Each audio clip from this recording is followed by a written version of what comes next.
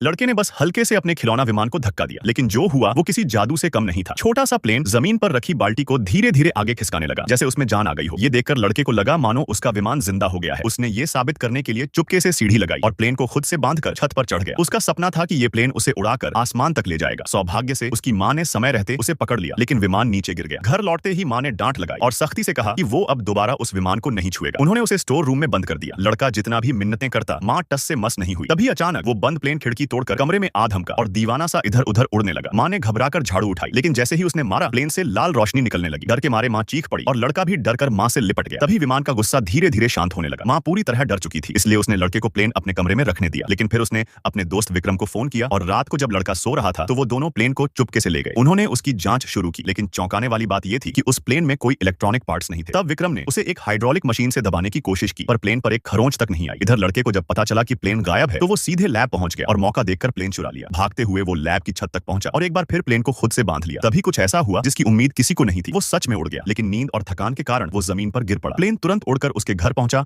और खिड़की के बाहर मंडराने लगा। माँ ने जब ये देखा तो घबरा गई, लेकिन फिर समझ गई कि प्लेन उसे रास्ता दिखा रहा है। वो फौरन कार में बैठकर प्लेन के पीछे चल पड़ी और एक ऊंचे टावर तक पहुंच गई, जहां उसका बेटा बेहोश पड़ा था। वो उसे लेकर निकलने ही वाली थी कि विक्रम वहां पहुंच गया। उसने प्लेन को पकड़ने के लिए उसे रस्सी से बांधने की कोशिश की, लेकिन प्लेन जोर जबरदस्ती से आजाद हो गया और सीधे लड़के के पास लौट आया। माँ ने बिना देर किए प्लेन को कार में रखा और वहां से निकल गई। इतने सबके बाद लड़के ने तय किया कि अब वो किसी को परेशान नहीं करेगा। रात को वो प्लेन को रेत में गाड़कर पत्थरों से एक छोटा सा स्मारक बनाता है। फिर वो आंखें बंद करके अपने दिवंगत पिता से मिलने की दुआ करता है। कुछ देर खुदाई करने पर प्लेन भी गायब हो चुका होता है। वो मायूस ही था कि पीछे से एक जानी पहचानी आवाज आती है, उसके पापा की। पिता ने कहा कि उसे अपनी माँ के पास लौटना चाहिए, क्योंकि वो बूढ़ी होती जा रही है और बेटा बड़ा हो रहा है। उन्होंने कहा, जब भी आसमान में तारे दिखें समझ लेना मैं तुम्हें याद कर रहा हूँ। इतना कहकर पिता एक छोटी नाव में सवार होकर दूर समंदर में खो जाते हैं और एक उजाले की लकीर बनकर आसमान में मिल जाते हैं। लड़का अब जानता है पिता चले गए हैं, लेकिन उनका प्यार हमेशा उसके दिल में रहेगा।